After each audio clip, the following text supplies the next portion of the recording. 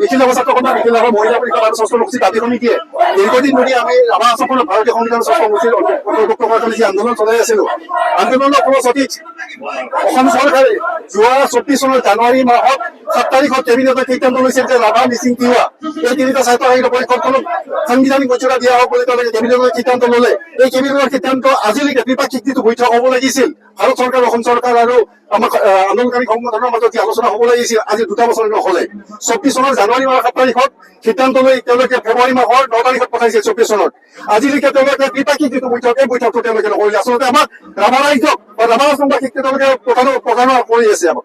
গতিকে আমি সেইটো কাৰণে বহি থকা নাই, আমি আন্দোলন আকৌ আৰম্ভ কৰিছো। দমহীয়া যি আন্দোলন কাৰ্যসূচী লৈছিল, এই দমহীয়া আন্দোলন কাৰ্যসূচী আজি এটা অংশ।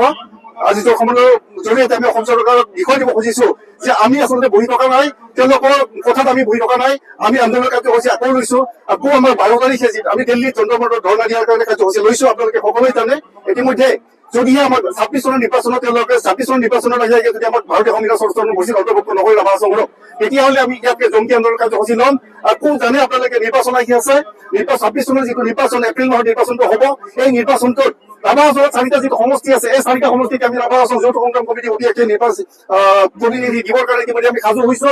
তাৰ উপৰিও অসমত যিমানবিলাক ৰাভা অধ্যুষিত জিলা আছে, এই জিলাবিলাকত আমি ইতিমধ্যে প্ৰাৰ্থী দিবৰ কাৰণে সাজু হৈছো। গতিকে আমি শ্ৰদ্ধাৰ অসম চৰকাৰ মুখ্যমন্ত্ৰী ডাঙৰীয়াক এই প্ৰতিবাদীৰ জৰিয়তে জনাব খোজো যে অতি সোনকালে আমাক ত্ৰিপাক্ষিক বৈঠক কৰিব লাগে আৰু 26ৰ যিটো নিৰ্বাচনৰ আগে আগে আমাক সাংবিধানিক মৰ্যাদা দিব লাগে। নহ'লে আমি বহি নাথাকিম। আমি অহা নিৰ্বাচনত আমি প্ৰত্যক্ষভাৱে প্ৰতিদ্বন্দ্বিতাত নামিবৰ কাৰণে